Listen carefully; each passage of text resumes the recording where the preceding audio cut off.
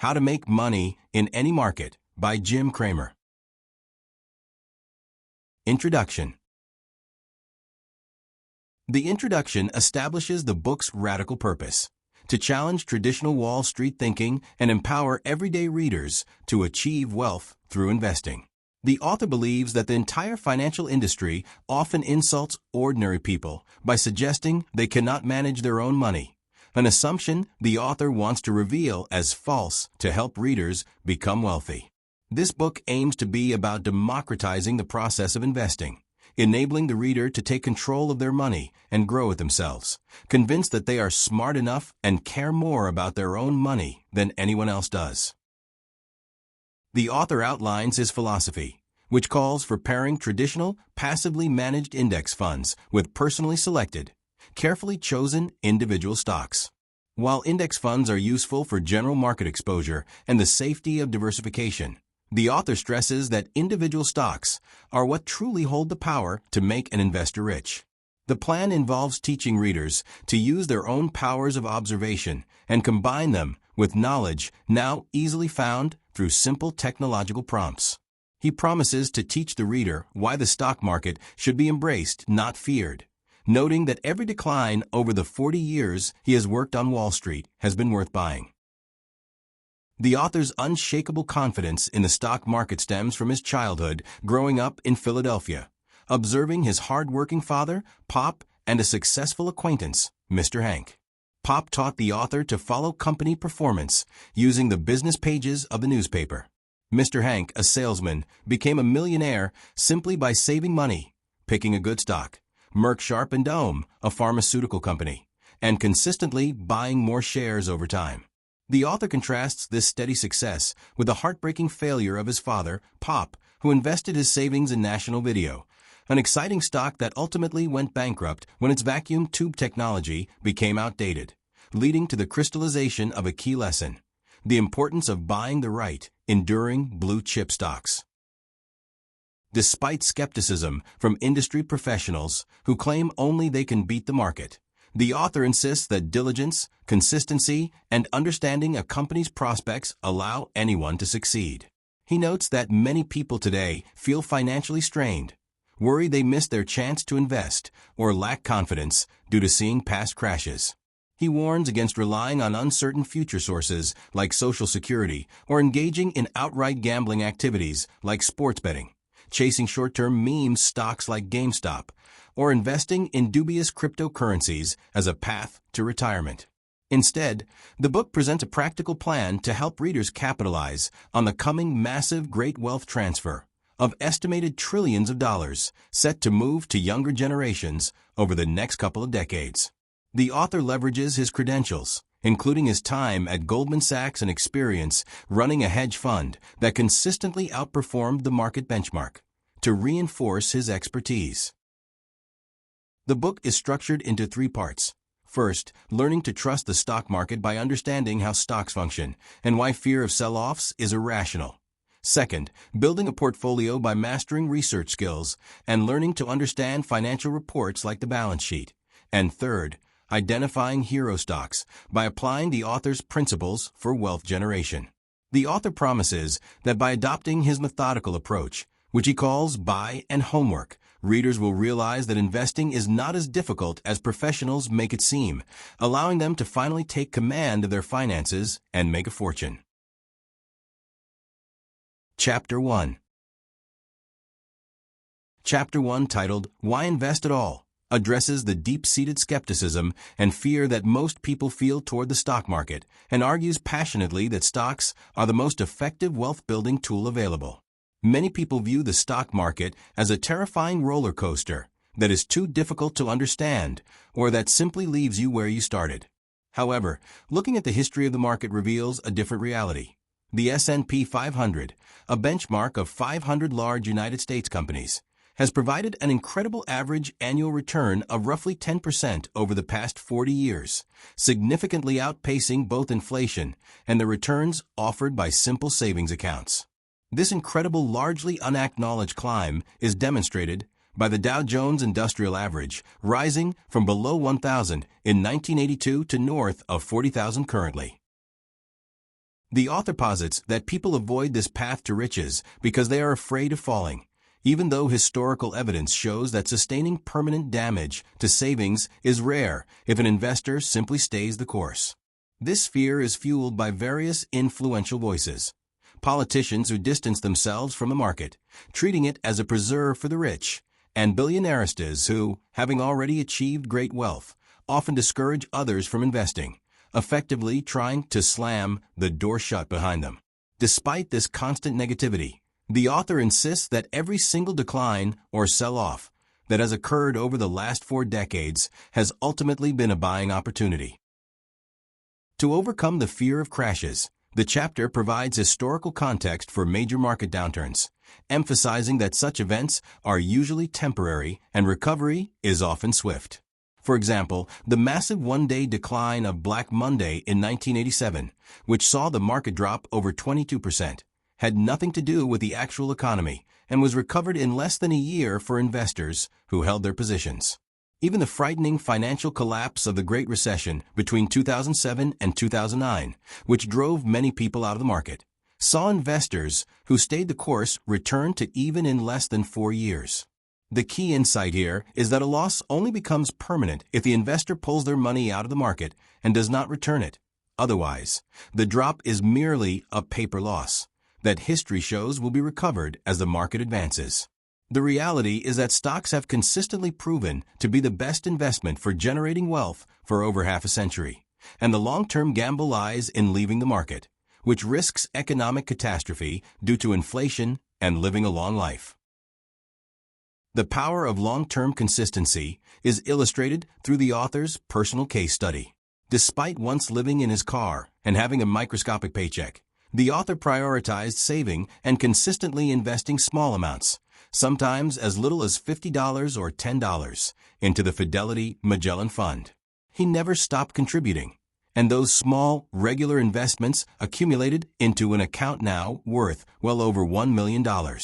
This personal story serves as undeniable proof that regardless of one's circumstances or age, anyone can achieve significant wealth through consistent, disciplined investing, making it clear that avoiding investment is the true financial gamble. Investing in the market is not gambling. The historical record demonstrates that the outcome is so reliable it should be prized, not feared. The chapter concludes by reinforcing the book's mission: to help readers shed their fear and view market drops as opportune moments to buy, preparing them to make a fortune through investing. Chapter 2. Chapter 2, The Truth About Index Funds, examines the popular suggestion that people should only put their money into index funds and argues that while these funds are useful, they are not enough to make an investor truly rich. The conventional wisdom from experts often insists that investing should be boring, and that ordinary readers should simply park their money in an index fund, forget about it, and watch it grow. The author accepts index funds, such as those that mirror the S&P 500 or the Nasdaq 100, as a useful means of capturing the overall performance of a group of selected stocks. The primary benefit of an index fund is diversification, meaning the fund holds stock in many companies across different industries, acting as an essential safety cushion. This diversification ensures that the failure of 1 or 2, or even 10 or 20 stocks or a losing sector cannot drive the investor out of the market. The author notes that index funds should be the bedrock of a portfolio, especially as a hedge against inevitable mistakes that occur when choosing individual stocks. For general investors, the S&P 500 is the basic index to use, though younger people might benefit from the Nasdaq 100, which holds newer, riskier, and potentially higher-performing growth companies. However, the idea that investors should only stick to index funds is challenged because index funds alone will not make an investor rich. The author points out that an index fund like the S&P 500 is not solely composed of outstanding investments. It is an amalgamation of a few strong stocks mixed with many companies that are mediocre or worse. The belief that only professionals can beat the market leads people to choose index funds. But the truth is that buying an index means buying lots of not-so-hot stocks alongside the good ones. The author accepts index funds only as a hedge against mistakes, noting that they are neither special nor designed to be special, even though industry professionals suggest investors are too unintelligent to own anything else. The author feels index funds will not give the investor enough energy or juice to reach significant wealth goals. A key insight presented is that index funds are not truly passive. For instance, the S&P 500 index changes constantly, with 15 to 20 stocks being added or removed each year. In fact, about one-third of the companies in the S&P 500 index were replaced between 2015 and 2023. This active management keeps the index performing well because the literal losers and acquired winners are tossed out and newer, more dynamic companies are ushered in. This process is why the index is so difficult for most people to beat consistently. However, the author insists that by focusing on personally selected individual stocks, using methods described in the book, an investor can outperform the indices. The risk of missing out on a stock that could offer a 1,000% return is just as real as the risk of losing money on a bad stock. The author also argues that the financial industry pushes index funds because it has little interest in helping the average person. The author recounts personal experience at Goldman Sachs, stating that much more time was spent chasing wealthy clients, elephants, than helping regular people because serving average Americans was inefficient for generating fees. Because average investors require a lot of time to service for a small amount of money, the simplest fix for a financial advisor is to push the client into index funds, ensuring the client will not have to bother them again. The author states that today's world makes it possible to bypass these professionals, who are often trying to keep the individual investor out of the individual stock game. Ultimately, index funds provide a core diversified holding, but they are average, and the author hates average.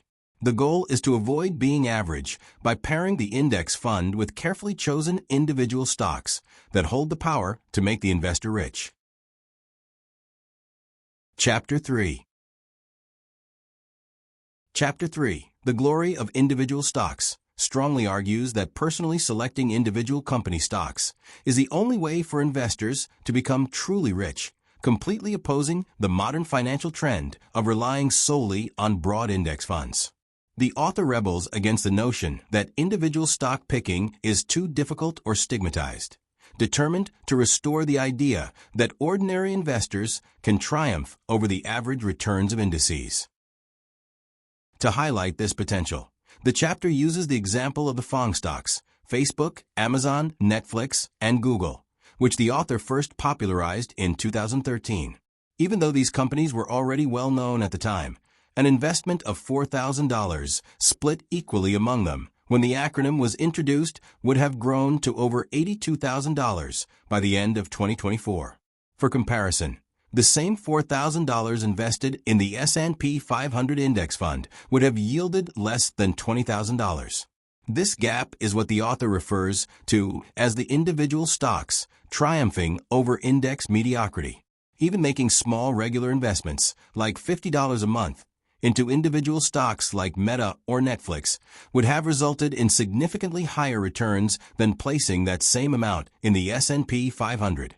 The core lesson is that these huge gains came from relating the stock to the company itself, something that was hiding in plain sight and obvious to anyone paying attention. The author supports this point by citing research from economist Hendrik Besembinder, who studied stock returns from 1925 to 2023. Besembinder's work, despite his preference for diversification, showed that while most stocks historically did not make money, only a handful of stocks have accounted for most of the market's total wealth. For instance, 17 specific stocks delivered phenomenal cumulative returns of more than 5 million% over that period, meaning a $1,000 investment in just one of these winners could have been worth upward of $50 million. These top-performing companies, like Coca-Cola, Home Depot, Microsoft, and Vulcan Materials, were generally well-known entities that crushed the market simply if they were held for a very long time, reinvesting their dividends. The risk, according to the author, is not necessarily losing money on a bad stock, but the just as real risk of missing out on a stock that could offer a 1,000% return and change an investor's life. The author believes that index funds provide a core, necessary safety cushion, but they are average because they include many mediocre or poor companies along with a few great ones. The true financial glory and the potential to get rich comes from pairing the diversification of an index fund with a small number of carefully selected individual stocks, which the author calls heroes. The immense returns demonstrated by holding individual stocks for the long term, such as Nvidia's cumulative compound return, prove that the risk is worth taking, provided the investor commits to diligence and consistency. Chapter 4. Chapter 4, Finding an Edge, serves as a crucial starting point for readers, helping them believe that they can become successful investors by developing a unique advantage or edge over the average person. The author begins by sharing his own early struggles to prove that he did not start out as a skilled investor, but rather learned through failure and persistence. Initially, he purchased stocks based on bad criteria, such as choosing low-price stocks so he could afford more shares, or relying solely on magazine articles, which he treated as the final word rather than a starting point for research. This resulted in losing trades, like his investment in American Agronomics Corporation, a Florida-based orange grove company that was decimated by a rare frost shortly after he bought shares, or Bobby Brooks, a women's fashion company that went bankrupt. These early losses made mutual funds look more appealing. The author realized that his mistake was treating magazine articles as an endpoint for his decisions, rather than putting in the essential work of knowing much more about the companies he was buying. He needed information that was not widely known. This pivotal realization came after a childhood friend mentioned that a local fastener company, Standard Press Steel or SBS, was hiring new workers because they had so much business. The author recognized this as useful information, indicating the company was doing well. Because he had this piece of knowledge that few outside his neighborhood would have known, he successfully purchased shares in SBS, which jumped in price soon after, giving him his first win. This experience led to a strict personal rule: never buy anything unless he had some form of personal knowledge about the company behind the stock. The key to success is getting an edge. The chapter then contrasts this fundamental knowledge-based approach with modern gambling strategies like chasing meme stocks or engaging in rapid-fire options trading, arguing that these tactics do not constitute a real edge. The most prominent example of this short-term gambling is the GameStop phenomenon, which showed how a stock price could rise purely due to a concerted effort by individuals using online message boards like Reddit's r/Wall Street Bets to force institutional investors betting against the company to buy back their shares, a process called a short squeeze. This action was driven by raw emotion and the desire to bust the shorts or crush the other side of the trade, regardless of the fact that GameStop's fundamentals as a mall retailer selling physical products were rapidly deteriorating. The chapter explains that while a single person, known as Roaring Kitty, made tens of millions of dollars from this movement, these short squeezes always end, and the stock eventually falls back to the company's fundamental value. Relying on this highly emotional, zero-sum battle is dangerous and is not the path to long-term wealth. Instead of gambling on short-term movements, the author urges readers to focus on applying knowledge to make good choices and find a durable edge. He suggests that a glorious treasure hunt to find stocks of tremendous companies that are often hiding right in front of you is the real approach. The modern investor benefits immensely from technology like artificial intelligence or AI, which can dramatically reduce the time needed to research companies and gain this edge. The core lesson is that investing successfully is about diligence and consistency, not luck or gambling, and the true rewards come from long-term growth investing, which a calculated edge allows. Understanding the importance of an edge is like a detective realizing that a small, overlooked clue holds the key to the entire mystery. Everyone else focuses on the obvious suspects, but the savvy investor finds the one piece of non-public knowledge that unlocks massive, sustainable profits. Chapter 5. Chapter 5. The Case of Nvidia, presents Nvidia as the author's finest stock selection ever and uses the company's history to demonstrate the book's core method. Success is built on a methodical process, not genius. The chapter opens with a story of a man named Jeremy, whose investment in Nvidia allowed his wife, a schoolteacher, to retire, illustrating the stock's wealth-generating power.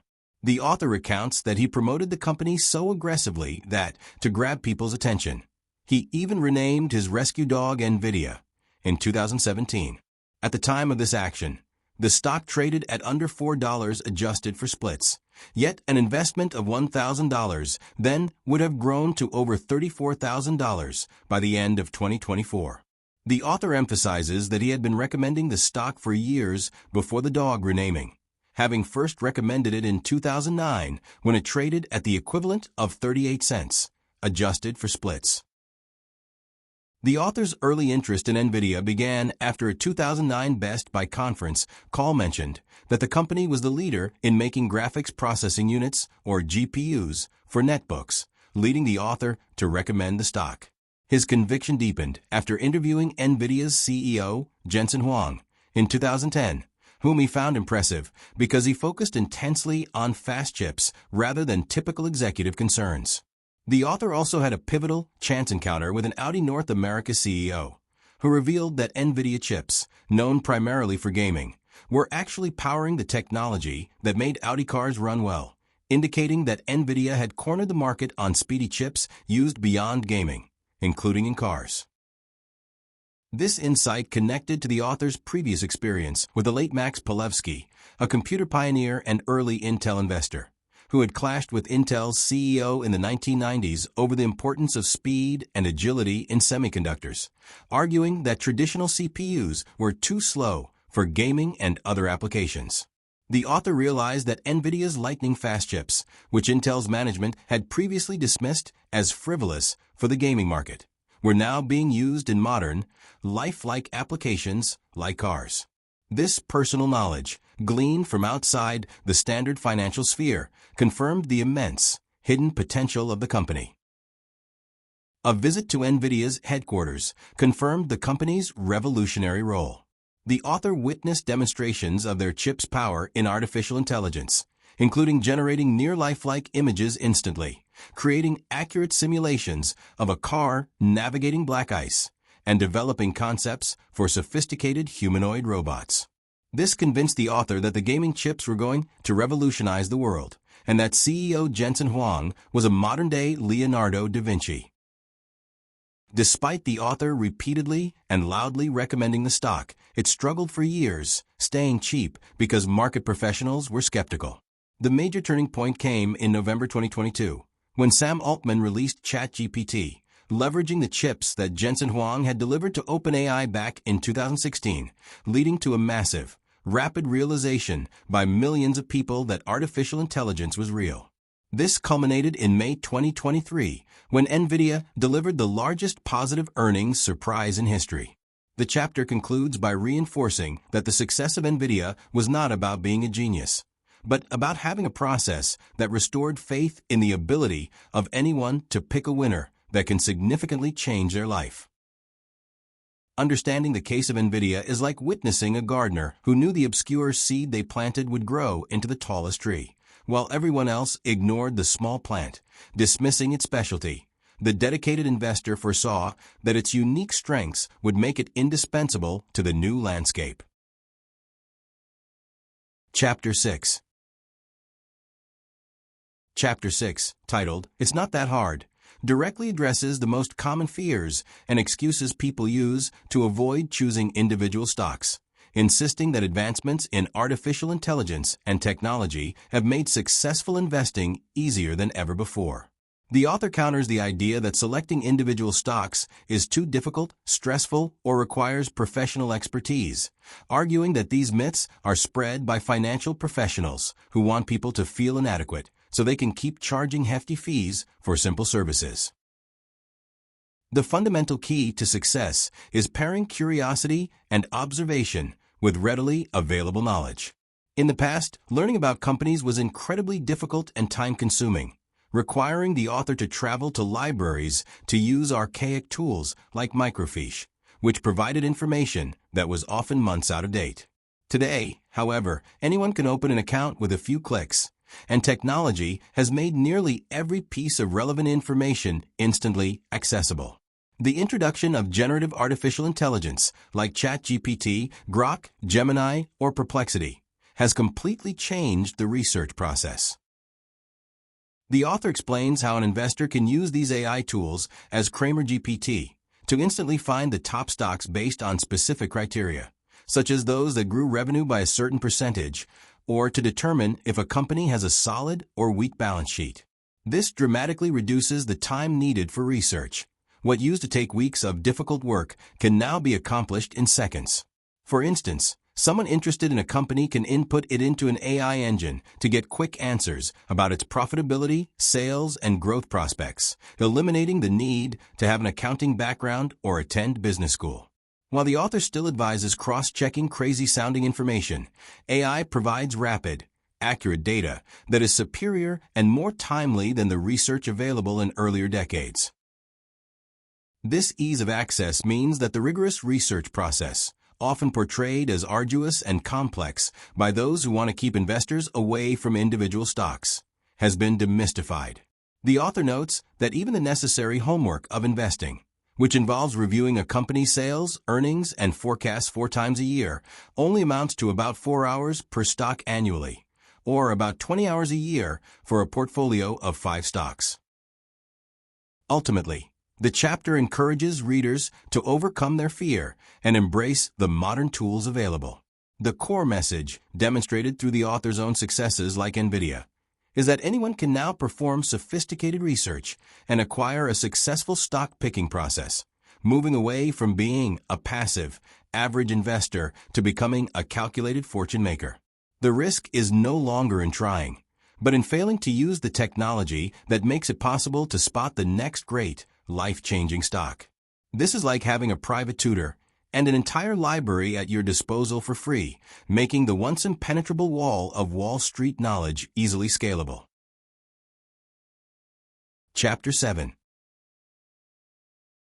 Chapter 7, The Make Money in Any Market Plan, lays out the practical structure for an investor's portfolio, designed to help them get rich regardless of economic conditions. The plan is straightforward and contains 3 main components: a passive side consisting of an index fund, an active side composed of 5 individual stocks, and a single investment chosen as an insurance hedge. The overall goal is to navigate the market like a professional. The passive side of the portfolio should account for approximately 50% of the total investment and must be placed in a diversified index fund, such as one mirroring the S&P 500 or the NASDAQ 100.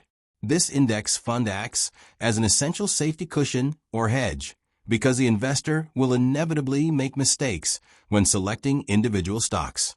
The author suggests that for most general investors, an S&P fund, like the SPDR S&P 500 ETF or the Vanguard S&P 500 ETF, is the basic index to use. However, younger investors, such as those under 30, are advised to choose the higher growth, higher risk NASDAQ 100 index because they have many years to recover any losses. The active side of the portfolio also accounts for about 50% of the total investment and is dedicated to personally selected individual stocks.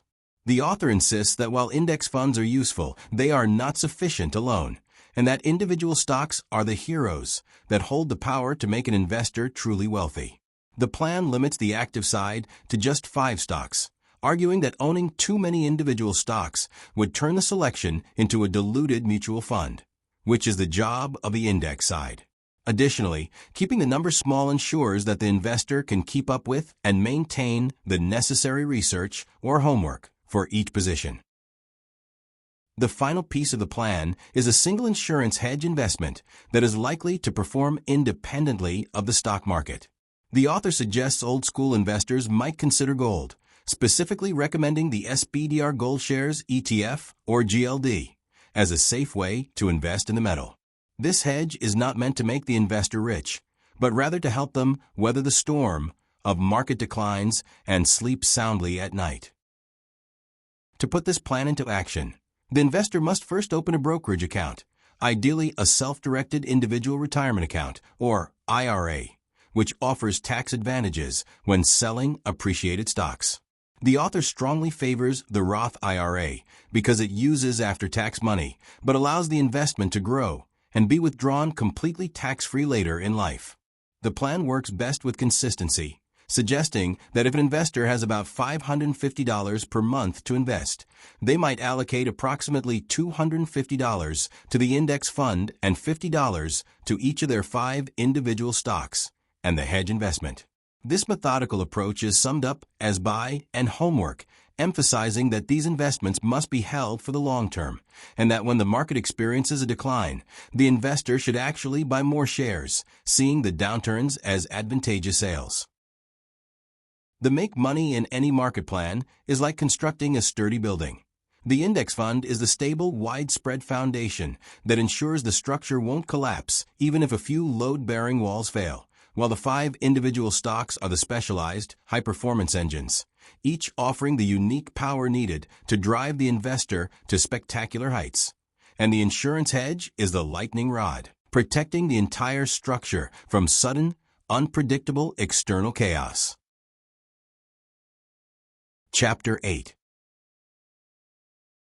Chapter 8, Narrowing the Field of Options, guides the reader through the crucial process of drastically reducing the thousands of available stocks to only those that have a real chance of making an investor rich by thriving regardless of the economic situation. The chapter begins by warning against relying on luck or initial gut feelings when choosing a stock, as most people are likely to be wrong when they buy shares without first doing real research. The author emphasizes that successful investing requires relying on research, evidence, and smarts to find legal, genuine advantages or edges, rejecting the notion that stocks are always perfectly priced. The key is to select stocks based on 2 criteria: the power of observation, meaning you can see what the company actually does, and a strong sense of curiosity about its business. The main focus of the chapter is to eliminate entire categories of stocks that are unlikely to be profitable long-term, thereby narrowing the field by more than half. The first category to avoid is cyclical companies, often called deep cyclicals, whose success depends heavily on the overall economy doing well. Examples include materials companies, such as those making steel or chemicals, which thrive during boom times but perform terribly when economic activity slows down. The stocks of these companies are referred to as two-way stocks because they require constant trading, buying when things are bad and selling when things are good, which is contrary to the long-term, buy and homework philosophy of the book. The second major category to eliminate is financial companies, which include banks, insurance companies, and lenders. These companies are easily hurt by factors outside of their control, such as sudden changes in interest rates or government regulations.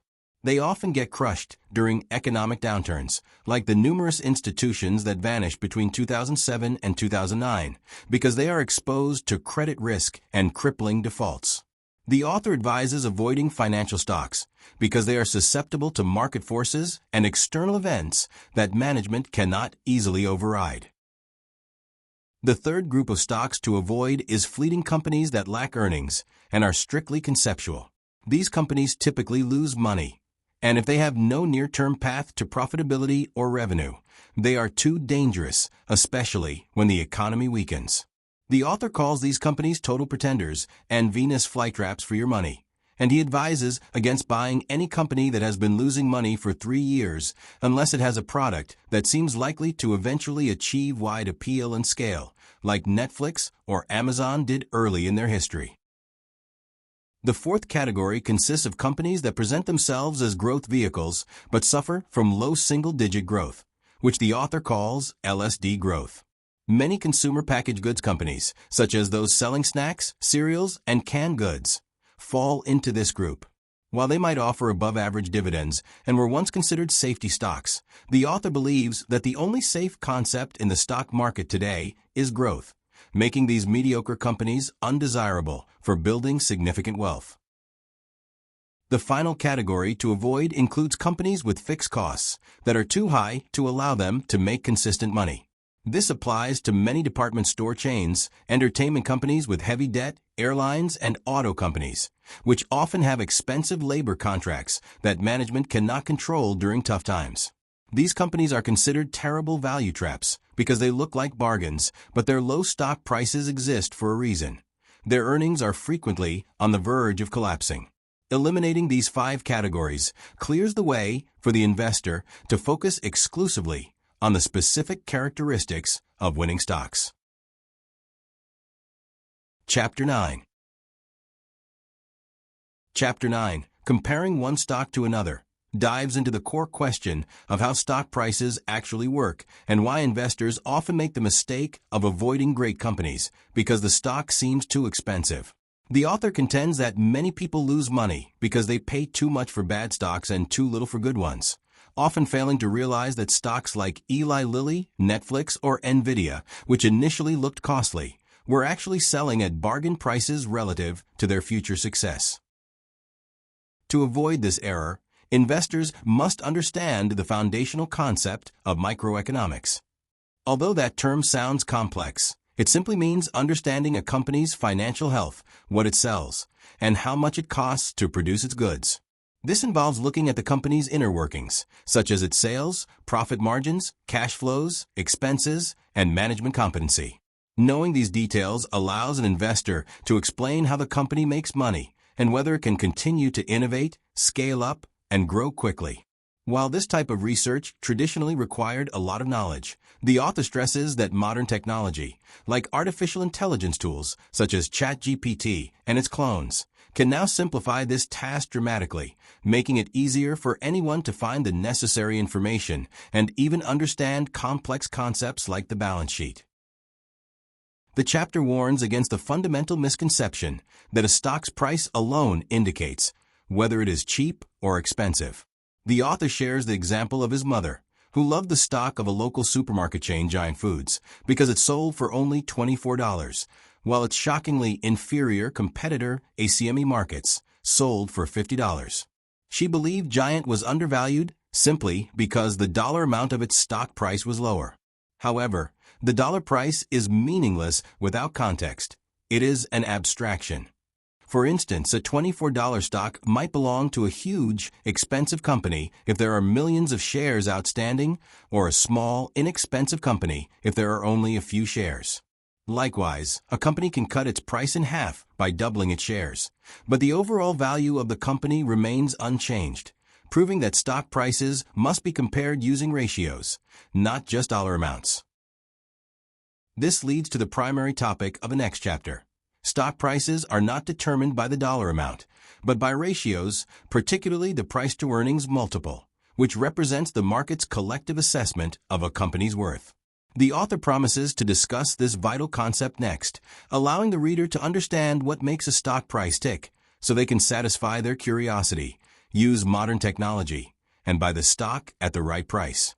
The key insight is that investors must focus on the fundamentals, the company's actual nuts and bolts, because these factors ultimately determine how much money they will make in the long run. Understanding stock valuation is like knowing that the price tag on a bag of oranges doesn't tell you the store's profit margin or future stability.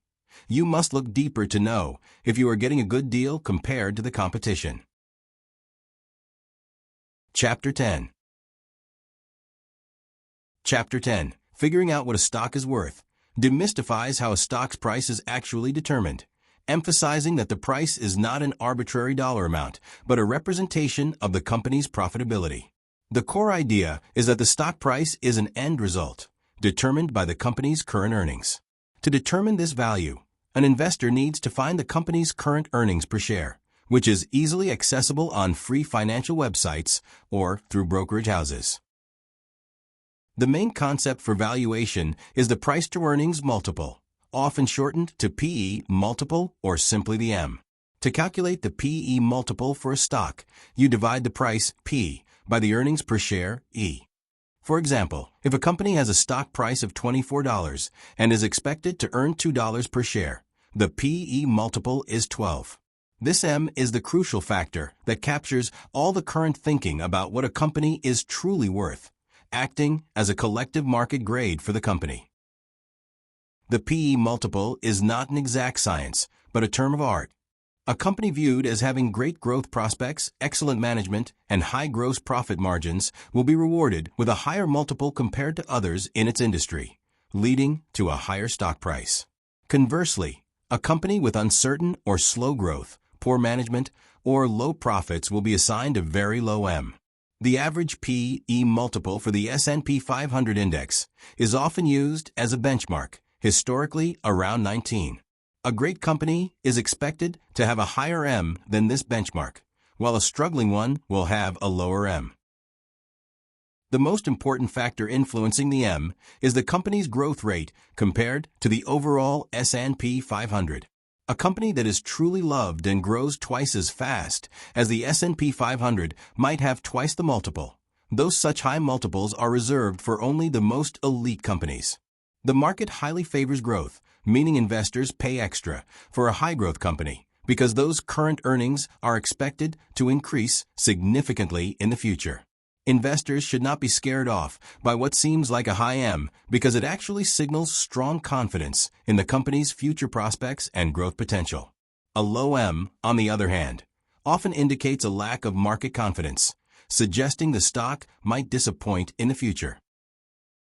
The chapter also uses the example of Coca-Cola and PepsiCo to show how the M can be used to compare companies that sell similar products but have different financial profiles. Coca-Cola, with its higher and more consistent gross profit margins, is rewarded with a PE multiple of 29, while PepsiCo has a lower multiple of 19. This shows that the market values companies more highly when they spend less to make the same profit, as higher gross margins are seen as more sustainable growth. The overall conclusion is that investors must focus on the fundamentals and market ratios, not the dollar price of a stock, to truly understand its value. Figuring out a stock's worth is like grading students on a curve. Everyone might pass the test, but the company that shows the most promise for rapid future success, excellent management, and superior efficiency gets the highest score, and thus the highest price. Chapter 11. Chapter 11. So what makes a stock go up is focused on helping investors think beyond the current stock price and understand how a company's future potential, rather than just its present performance, drives its value higher. Many people are too negative and cannot envision a stock soaring because they doubt that companies can earn much more than they do now. The author argues that successful investing requires believing that a company's stock can achieve a huge gain. The two main forces that make a stock price increase are higher earnings and a higher price-to-earnings multiple, or M. First, earnings go up because analysts increase their forecasts, or the companies actually report numbers that beat those predictions when they release their quarterly report. This means the company is making more money than expected. When a company reports a quarter that surpasses sales estimates and, due to rising gross margins, beats earnings, management should then give a strong forecast for the next quarter and raise the sales and earnings forecasts for the entire year. This ideal situation is known as a beat and raise, and it almost always causes the stock price to move higher.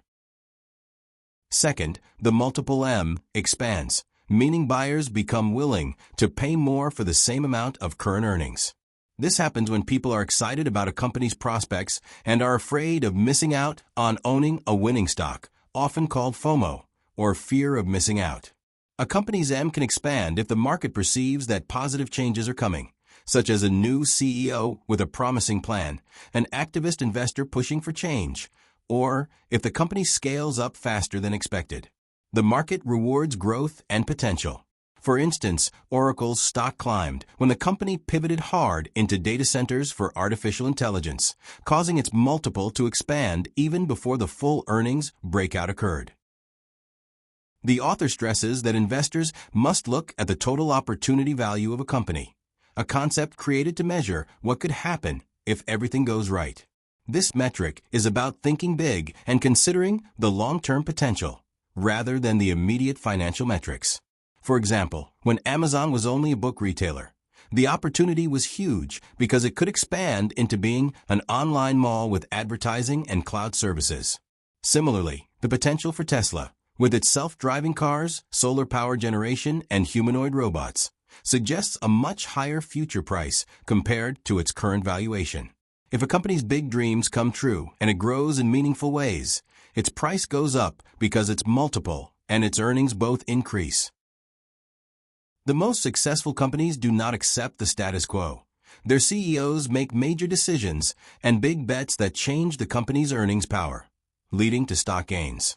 The overall message is that Wall Street analysts are often too skeptical, and investors should avoid this negativity bias and instead believe that a company's stock can have a huge gain ahead of it.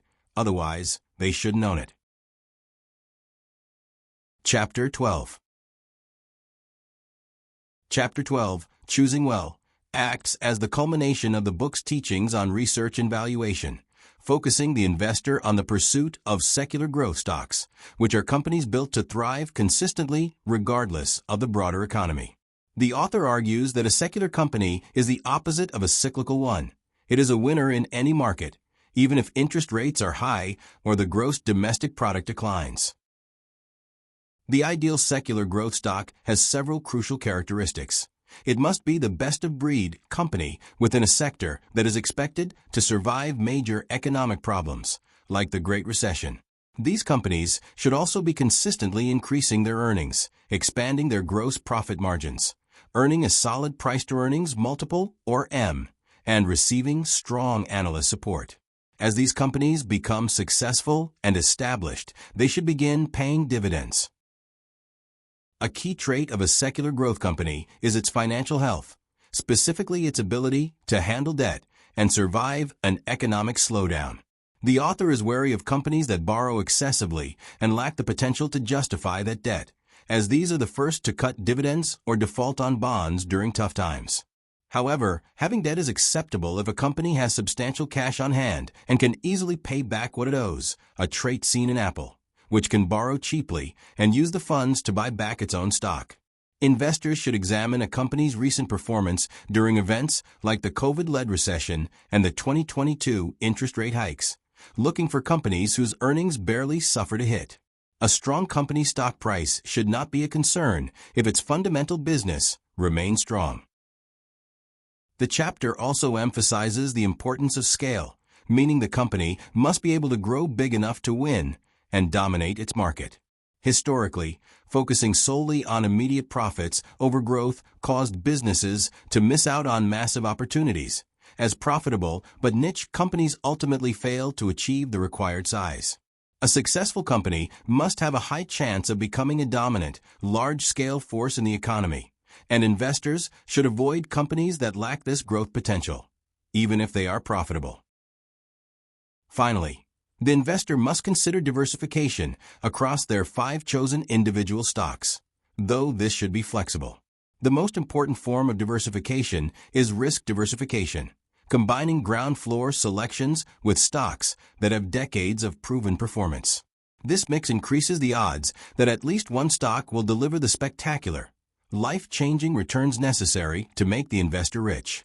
If an investor notices a positive, substantive change in a company's direction, such as new management with a promising plan, this is an excellent opportunity to jump in before the stock's market multiple fully reflects the potential for growth.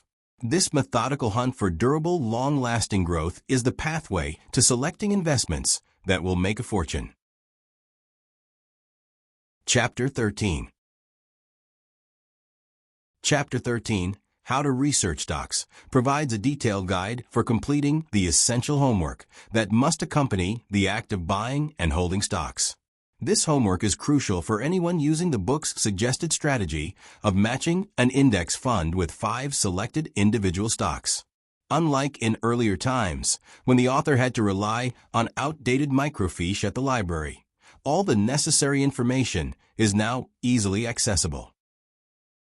The most straightforward starting point for research is a company's website, specifically its investor relations page. Investors should review everything from the company's history and partnerships to its clients and products, often watching videos to understand products that might seem complicated.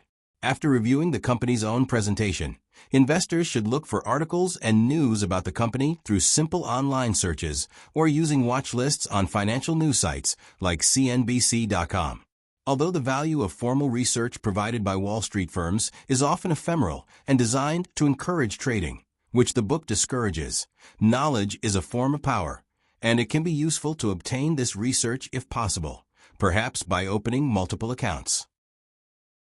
A significant part of the homework revolves around earnings season, when companies report their sales, earnings, and future forecasts 4 times a year.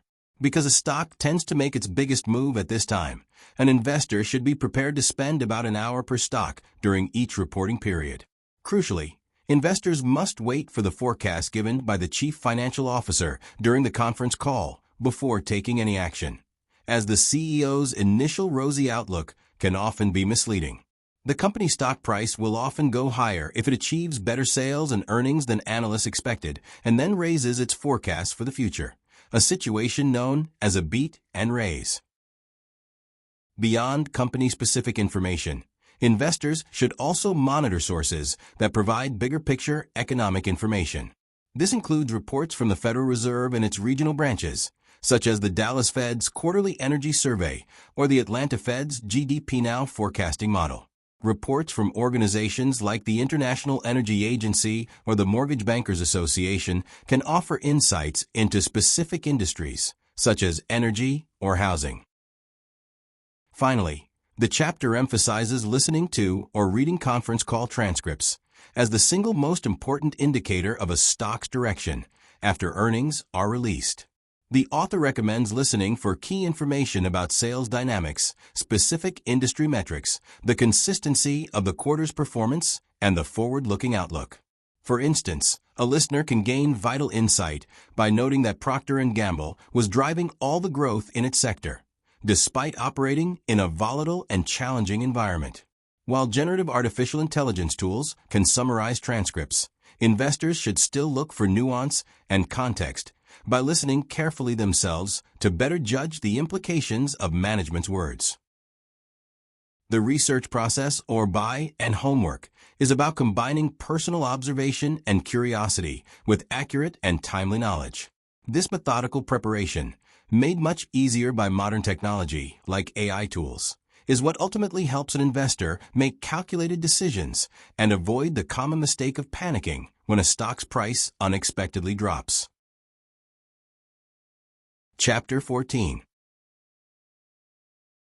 Chapter 14, Reading Balance Sheets and Income Statements Like a Pro, is presented as the most challenging part of the book, but it is necessary for investors who want to move past just reading basic sales and earnings headlines and truly understand a company's financial health. The goal is to provide the fundamentals needed to determine how Wall Street values a stock, understand why a stock might drop even after a seemingly good report, and figure out why the price-to-earnings multiple, or M, is assigned. The author admits that while it is possible to select good stocks without mastering these reports, knowing these terms helps build a stronger case for one's selections and provides crucial information to handle market volatility. All public companies are required to report 3 main documents to the Securities and Exchange Commission on a quarterly and annual basis: the income statement, the balance sheet, and the cash flow statement. The income statement acts like a company's report card, summarizing its revenue, expenses, and earnings over a specific time period. This document is essential for judging how efficiently management runs the business and whether its income growth is sustainable. The top line is net sales, which represents the total dollar amount of goods and services sold, a number that is generally hard to fake. Directly below this is the total cost of sales, often called cost of goods sold, which includes costs directly tied to producing the products, like raw materials and factory labor. The difference between sales and cost of sales determines the gross margin. Investors seek a rising gross margin, as it indicates the company is becoming more efficient or facing less competition. From the gross margin, the company subtracts operating expenses, which are broken down into research and development, or R&D, and selling, general, and administrative, or SG&A, costs. R&D is important because it shows commitment to future innovation. SG&A covers costs like advertising, salaries, and rent. A shrinking SG&A cost as a percentage of sales suggests emerging efficiencies, which is a great sign for the stock. After these costs are subtracted, you arrive at operating income, which can be divided by sales to determine the operating margin. Finally, after accounting for items like interest and taxes, the bottom line shows the net income per share, also known as earnings per share. A high-quality or clean earnings beat is achieved when sales and earnings surpass expectations, and there are no signs of price slashing or cutting R&D to get there, which could imperil future health.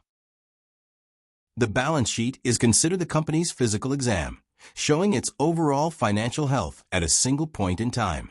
It uses the basic equation that assets minus liabilities equals equity.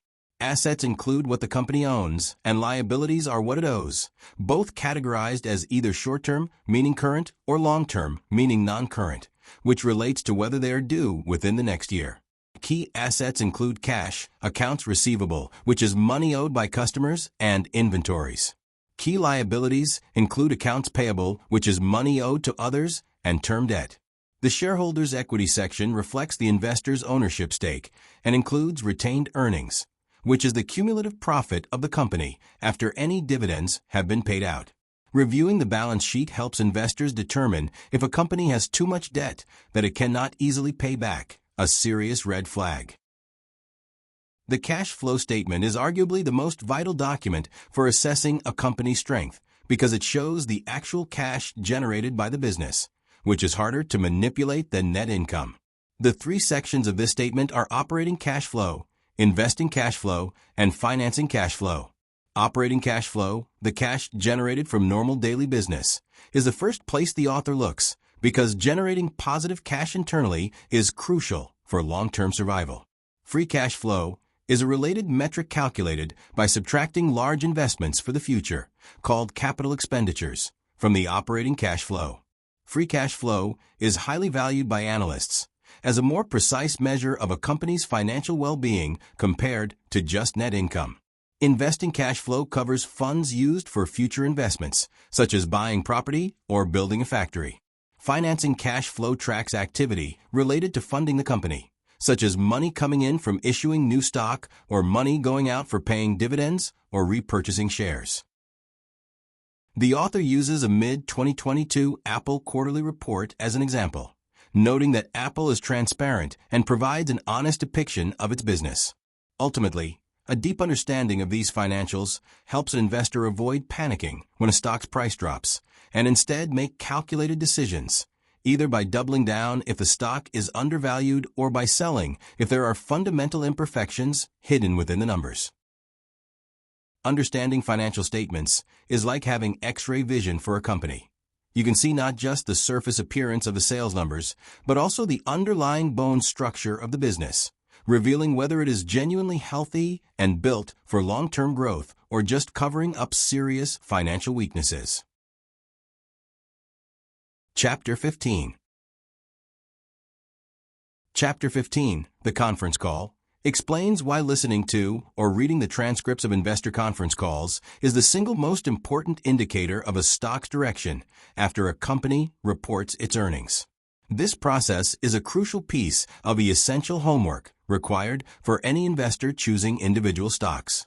These calls are the chance for a company's top executives to detail what went well and what went poorly, give a forecast for the future, and answer questions from financial analysts. To prepare for listening to one of these calls, an investor should look at past calls to understand how management structures them, as every company can be different. Investors should learn to ignore the fluff and self-congratulatory remarks, and instead focus on specific categories of information that directly affect future earnings projections. For major areas an investor should focus on during the call are: 1. Sales dynamics. This involves determining the current demand for the company's products or services. Did the company have to offer discounts, or are customers buying higher profit items? It is positive to hear that sales increased organically, meaning the revenue grew because of good company performance, not because the company acquired other businesses. A key goal is to hear that the company achieved a beat and raise, meaning it surpassed both sales and earnings estimates, and also raised its forecast for the future. 2. Industry metrics. Every industry has its own key performance indicators. For example, a retailer might talk about same-store sales, while a healthcare company might discuss the medical loss ratio. These metrics, although sometimes referred to by different names, provide specific insight into how the industry is operating. 3. Interquarter dynamics. This focuses on the consistency of performance throughout the 3 months. An investor should check if the quarter started strong and then weakened, or if performance improved over time, a concept called the cadence of the quarter. Understanding this helps analysts and investors predict sales for the coming quarter. 4. The outlook. This provides the guidance for the future, which can include specific sales and earnings targets, but also qualitative information like whether the company is performing better than its industry rivals, or what its biggest current concerns are. The call typically ends with a question and answer session with analysts, which can often result in surprising answers. For instance, the stock price of Microsoft is often determined by the forecast given by the Chief Financial Officer, Amy Hood, who issues the outlook for the next quarter during the earnings call, making it crucial to wait until she has spoken before making a decision about the stock. For companies like Amazon, listening to the call, especially the CFO's rigorous presentation, can reveal pivotal moments, such as when its most profitable cloud business, Amazon Web Services, stabilized its growth rate, igniting the stock price dramatically. While generative artificial intelligence tools can analyze and summarize call transcripts quickly, the author believes that to fully grasp the nuance and context, to truly read between the lines, an investor still needs to listen carefully to the entire call themselves. This careful, methodical listening helps the investor avoid confusion when a stock's price moves unexpectedly and ensures they are not complacent about their investment. Chapter 16. Chapter 16, 10 Winning Sectors, shifts the focus to identifying specific industries or sectors that are reliably positioned to grow and make money, regardless of the broader economic environment, enabling investors to select their heroes for their individual stock portfolio. The core philosophy here is to look for long-lasting, sustained, or secular growth, meaning companies that thrive even if interest rates are high or the overall economy slows down. These sectors are favored because their success is often driven by consistent behavior patterns or essential services, and they are generally well-suited for a post-tariff world because they rely heavily on domestic services rather than manufacturing overseas. The author explicitly chooses not to focus on technology stocks in this discussion, noting that tech is likely to find its way into the reader's portfolio anyway, despite their occasional steep drops. Instead, the chapter highlights 10 other promising categories. 1. Financial firms for the long term. The author generally dislikes typical banks and insurers because they are heavily regulated and perform poorly during recessions and periods of high inflation.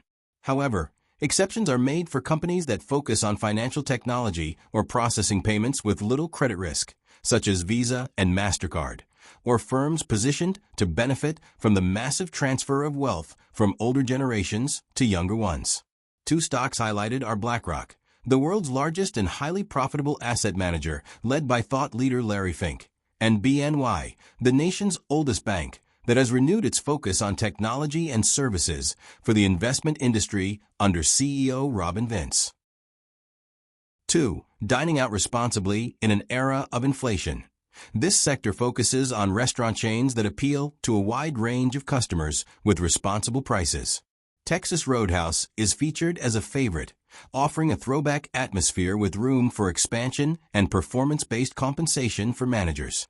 Dutch Brothers, led by CEO Christine Barone, is also noted as a robust story of regional growth expanding nationally through a whimsical approach to coffee. 3. Bargain shopping at off-price retail. With widespread inflation and the dominance of companies like Amazon and Costco, the market favors off-price retailers. TJX, which owns TJ Maxx and Marshalls, is the dominant player here. These companies buy high-quality, distressed inventory from full-price retailers at fire sale prices, and offer customers a treasure-hunting experience, making them particularly strong when supply chains are disrupted or retailers are overloaded with stock. 4. Our national shortage of power. The growing demand for electricity, especially driven by the needs of artificial intelligence and data centers, is straining the nation's grid. Because renewable sources like solar and wind have limitations, natural gas is identified as the long-term bridge fuel because the United States has massive reserves. Companies benefiting include Coterra Energy, a well-managed producer, and GE Vernova, which sells and services equipment, including gas turbines and small-form nuclear reactors, promising fantastic long-term earnings growth.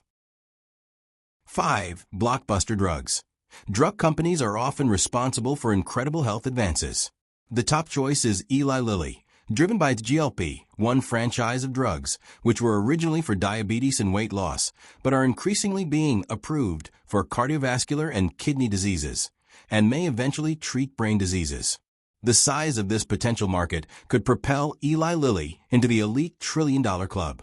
Vertex Pharmaceuticals is also highlighted for its groundbreaking work in gene-edited therapies and its non-opioid pain treatment business. 6. The subscription model. Subscriptions are sticky for consumers and can quickly achieve successful growth.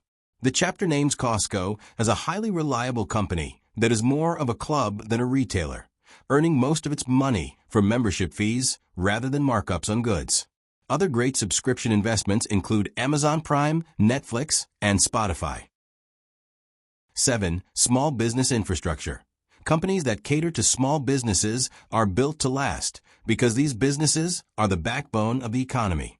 Cintas provides uniforms and safety equipment, while Paychex is a payroll processor that also offers human resources and benefit support.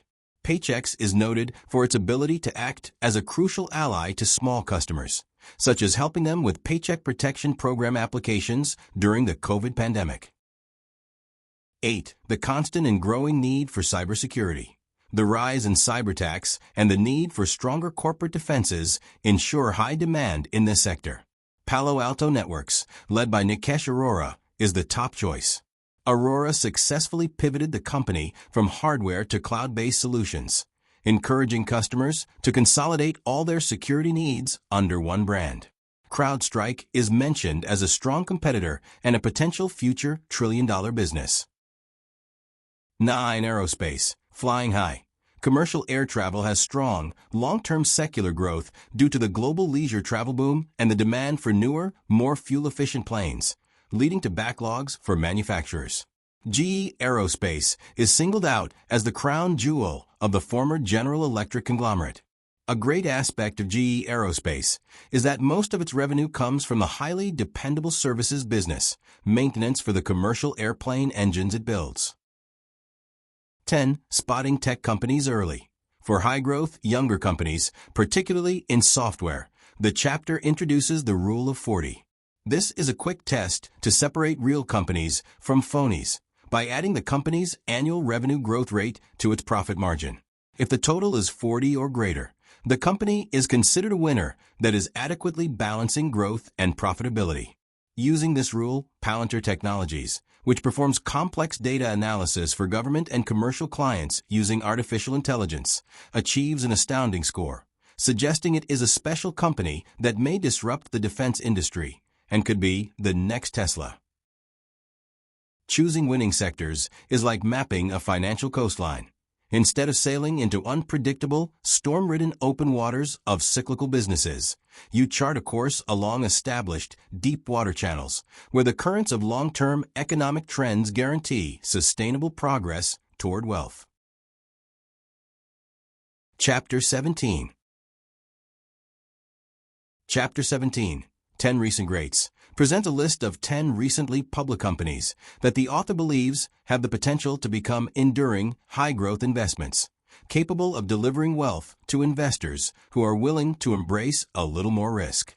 This list is intended for investors who want to emphasize newer growth companies in their portfolios, recognizing that they have already demonstrated strength by surviving tough economic times like the COVID pandemic and the rising interest rate cycle. The author stresses that this list is subjective, but includes companies with strong management, proven business models, and potential for scale. The 10 companies highlighted are: 1. Affirm Holdings. This company focuses on buy now, pay later lending, making credit transparent by showing consumers the exact payments and interest they will owe up front, unlike traditional lending. The fact that major retailers like Amazon, Costco, and Shopify have chosen Affirm for their services validates the company's approach and trustworthiness. 2. Airbnb. The author views Airbnb as a powerful technology company, not just a hosting platform, led by CEO Brian Chesky, whom he describes as a strong and compassionate leader. Airbnb democratizes vacationing by offering relative luxury at a fraction of the cost of hotels and allows people to monetize their own spaces. It shook off skeptics who thought its pandemic success was temporary and has become the de facto way to stay somewhere other than a hotel. 3. ARM Holdings. This is a semiconductor design company that returned to the public markets in 2023. ARM creates high-performance, energy-efficient central processing unit designs and licenses them to customers like Nvidia, AMD, and Apple, collecting a royalty fee on every chip made using its technology, often for decades.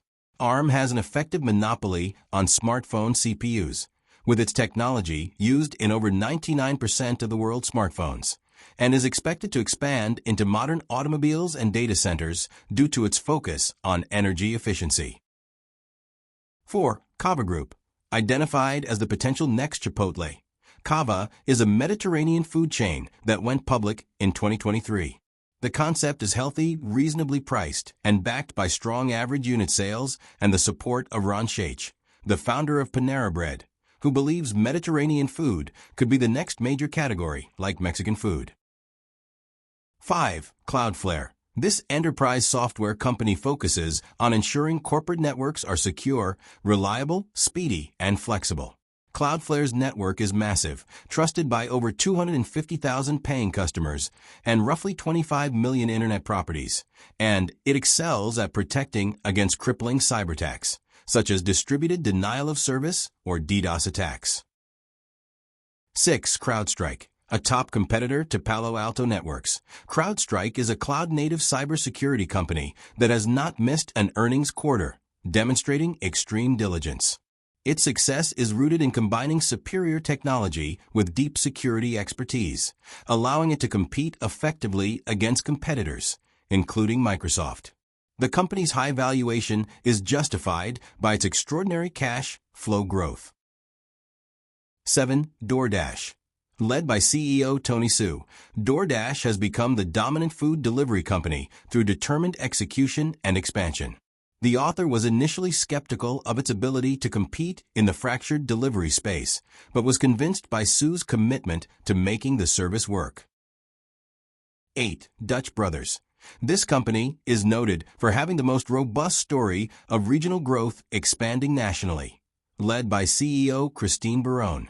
It has a whimsical, seasonal approach to coffee and tremendous potential for growth in the future. 9. Uber Technologies.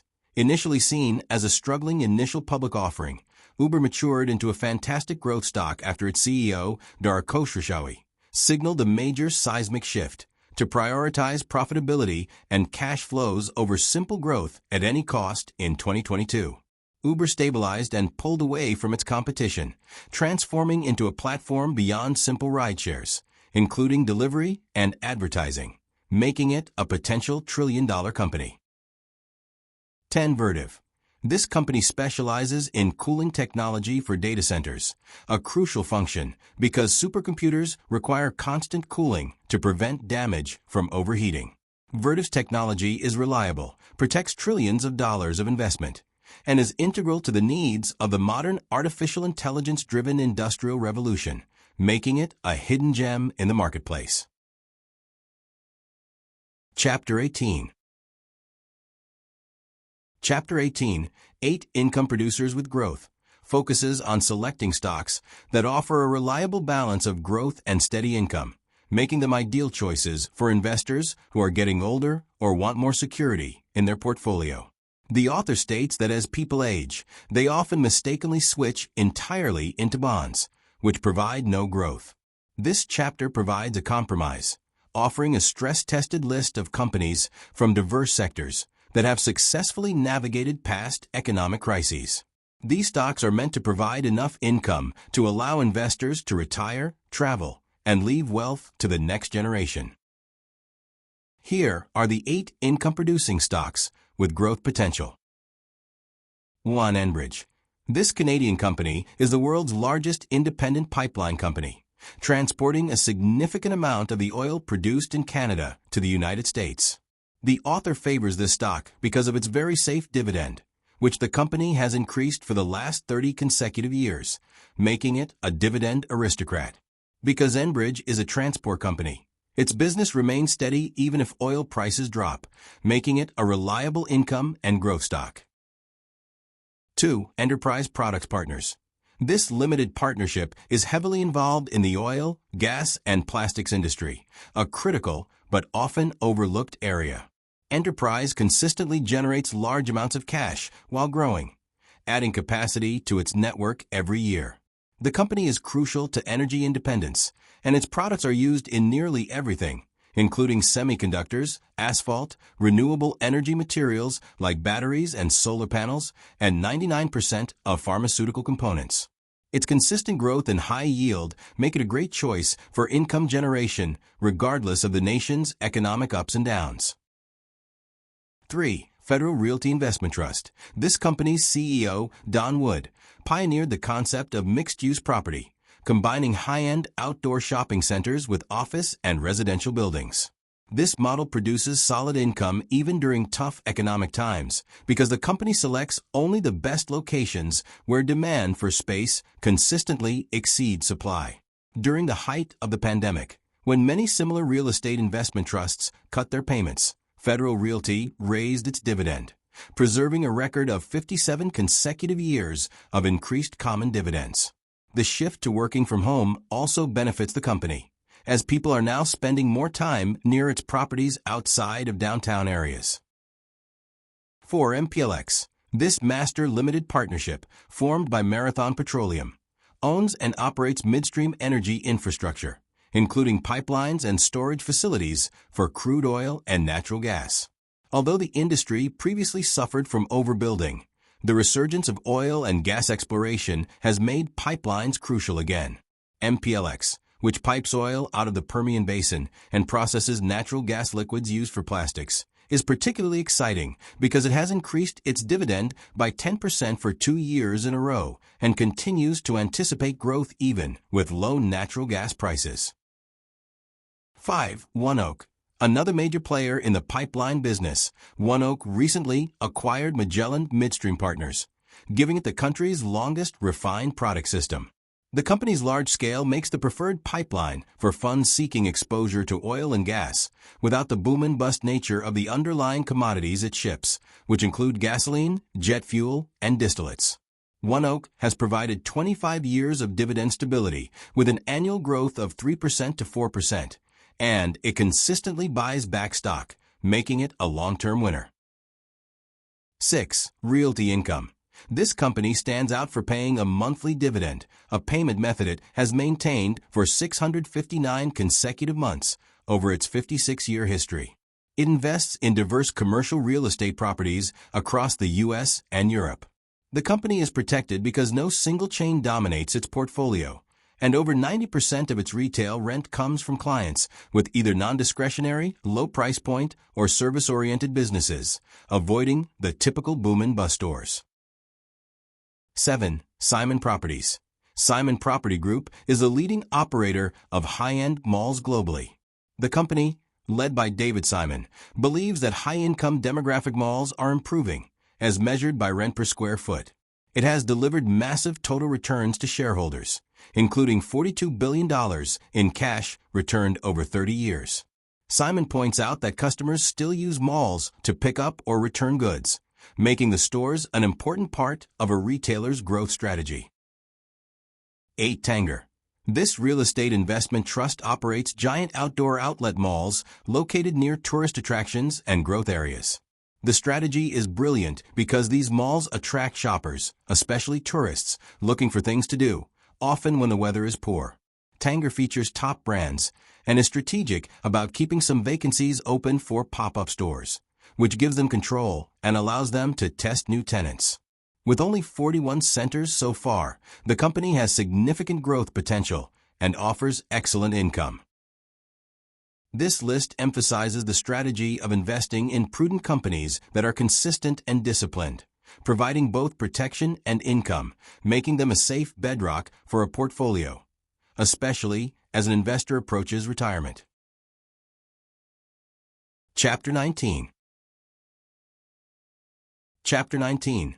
The Future of the Magnificent Seven questions whether the long run of incredible success experienced by these 7 massive technology stocks has finally ended, especially following a significant downturn in 2025. This group of stocks, Alphabet, Amazon, Apple, Meta Platforms, Microsoft, Nvidia, and Tesla, had collectively delivered astronomical returns, rising 693% from the end of 2015 through December 2024, compared to the S&P 500 index's 188% increase in that same period. At various times, each of these companies had joined the Trillionaires Club, with some, like Microsoft, Nvidia, and Apple, exceeding $3 trillion in value. The company's rapid ascent was driven by consistent, surprisingly strong increases in sales and earnings, which led analysts to set higher and higher forecasts for them. Investors rewarded this growth by assigning high price-to-earnings multiples to the stocks. However, in the first 3 months of 2025, each of the Magnificent Seven stocks lost a large part of its value due to several converging problems. First, the exceptional rate of growth slowed down, meaning the companies were not exceeding expectations by as wide a margin as before, causing investors to pay a lower multiple for their earnings. Specifically, the earnings of Microsoft, Apple, and Alphabet failed to impress investors, and Tesla experienced outright misses. Second, the resurgence of presidential politics introduced external vulnerabilities. A new president with an agenda to move manufacturing back to the United States imposed large tariffs on countries like China, India, and Vietnam, where Apple makes many of its products. These levies were intended to force Apple to build everything domestically, which walloped the company's earnings because it is impossible to move a supply chain that quickly.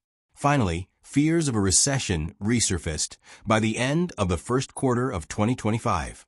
In a recession, it is difficult for earnings to grow or for price-to-earnings multiples to expand, leading to a general faltering of these great stocks. Despite these setbacks, the author argues that the stocks were never truly too expensive because their growth and earnings continued to surprise the market positively. However, the Magnificent Seven also became a target for excessive speculation. Multiple index funds were created to mimic the group, including levered bets that risked more money to double or triple the returns. Many hedge funds borrowed significant amounts of money to own these stocks, and when the stocks began to decline, the rush of aggressive selling or unwind accelerated the fall. This caused the stocks to lose their allure and become toxic in the short term. The author concludes that while the group has unraveled, the companies behind the stocks are too fundamentally strong to be counted out.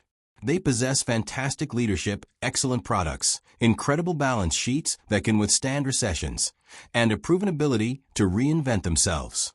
The key lesson from the history of these stocks is that investors should have used their own powers of observation and curiosity to buy them at opportune moments, rejecting the negativity and fear spread by industry professionals or billionairestas, who repeatedly claimed it was too late to invest. Now that the group is no longer a single monolithic entity, the author provides a stock-by-stock analysis to help readers decide if these companies still deserve a place in their individual stock portfolio. For example, Alphabet receives a low grade because of concerns about its reliance on search advertising revenue, the risk of government antitrust actions, and the fact that its AI tool, Gemini, is viewed as second-rate and is reportedly cannibalizing its lucrative search business. In contrast, Amazon earns a high rating because it continuously reinvents itself, leveraging its huge customer base with its subscription model, cloud services, delivery efficiency improvements, and new ventures like same-day prescription delivery. Ultimately, the Magnificent Seven are still considered solid investments due to their fantastic products, war chests of cash, strong balance sheets, and capacity for reinvention. But they may no longer provide the spectacular growth they once did. Chapter 20. Chapter 20. Mistakes. I've made a few. Acknowledges that everyone, even experienced investors, makes blunders, and the path to wealth involves learning from those errors. The author emphasizes that mistakes are inevitable because investors are human, but instead of being defeated and giving up, these mishaps should be viewed as essential lessons that lead to better investing decisions. Successful investing is a matter of practice, which means constantly examining and learning from what did not work before.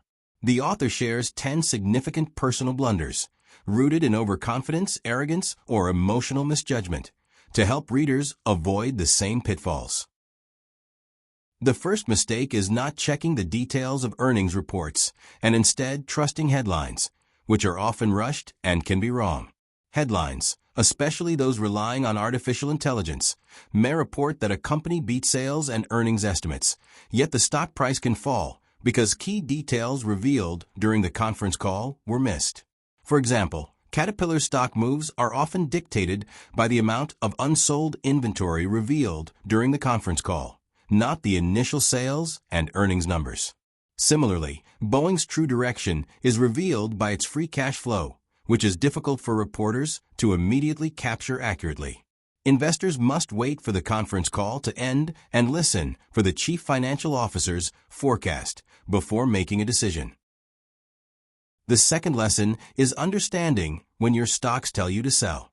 Complacency can be disastrous, and when a stock is dramatically obliterated immediately after a company reports, especially if you cannot figure out why, it indicates that large, knowledgeable sellers are dumping the stock, and you must follow suit.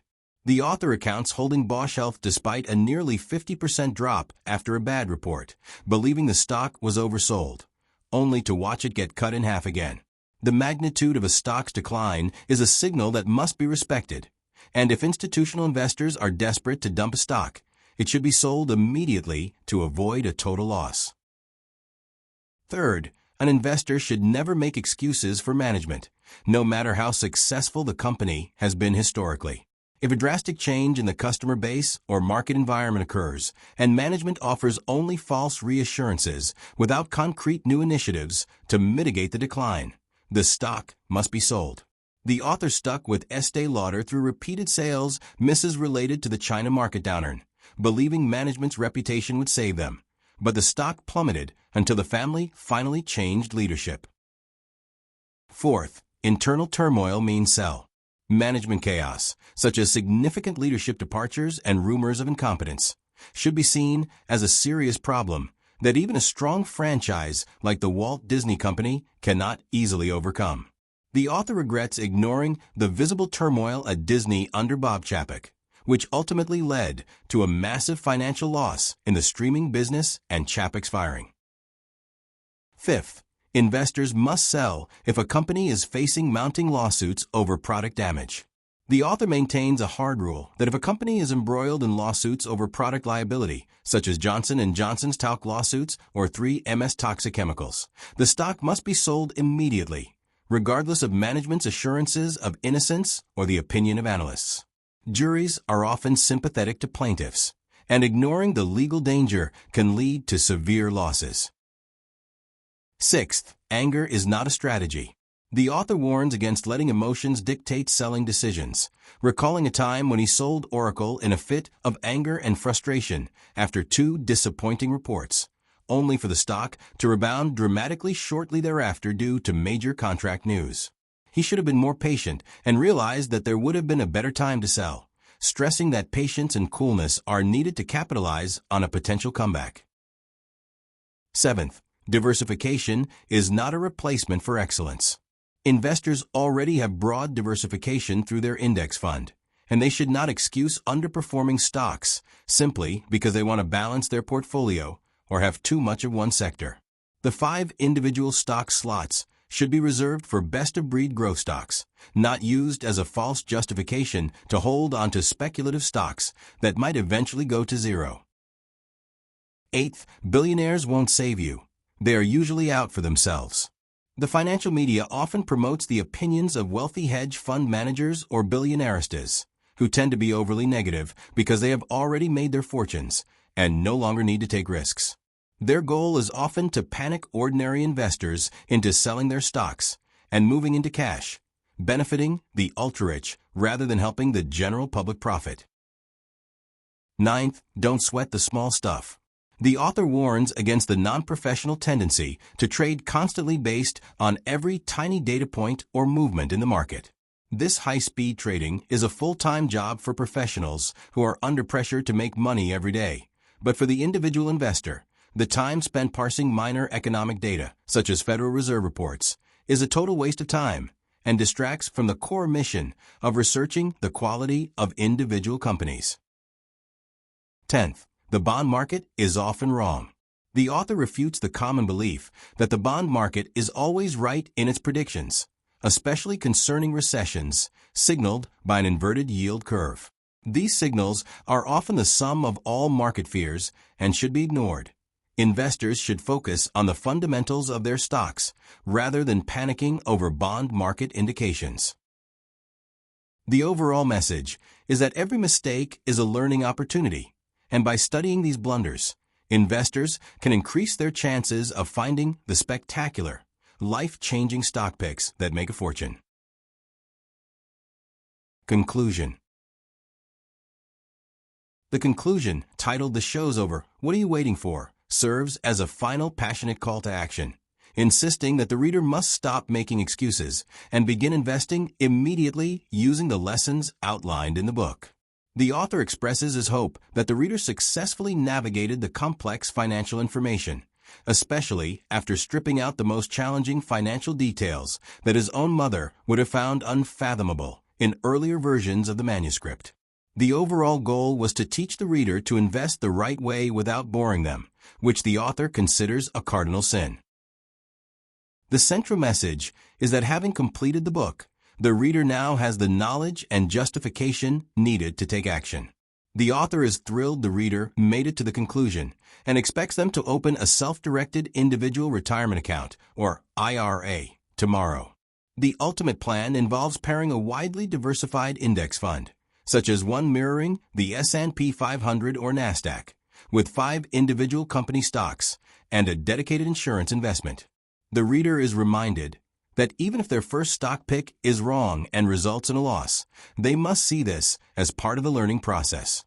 The author warns against buying a stock based only on reading an article or hearing a comment on television, urging the reader instead to use the research skills they have learned and be able to provide 3 solid reasons for pulling the trigger on an investment. The author strongly reinforces the need to trust the market, citing the historical performance of the Dow Jones average, which soared from 1,000 to 45,000 during his investing lifetime, proving it is capable of doubling again. Market corrections and sell-offs should not be feared, but should be embraced as essential rainstorms that prevent stocks from wilting. Trying to jump in and out of the market is futile and will cause the investor to miss the few crucial days each year when most of the wealth is generated. A stern final admonition is given to ignore the billionairestas and wealthy, powerful people who claim the reader is not intelligent enough to invest on their own, labeling such people as masters of the universe who are too busy to notice or care about the average person. The author admits he hated writing the chapters that offered specific stock ideas because he fears they might quell the reader's curiosity and desire to observe and research on their own. He included them only to ensure the reader did not have a lack of ideas to fill their 5 individual stock slots. The author refuses to tolerate any more excuses for waiting on the sidelines or believing the nonsense that they will never have enough money to retire. He shares his personal story of saving just $5, $10, or $20 at a time, even while living in his car during a period of poverty and armed with only a tiny paycheck. Yet those consistent dribs and drabs grew into a portfolio worth $2 million or more. The conclusion leaves the reader with a powerful command: "I'm not going to tolerate this damned poverty anymore," and states that the reader must take action to secure their financial future. The overall feeling is that the book has provided the reader with the map and the tools for a glorious treasure hunt, and now it is up to the reader to start digging for their fortune.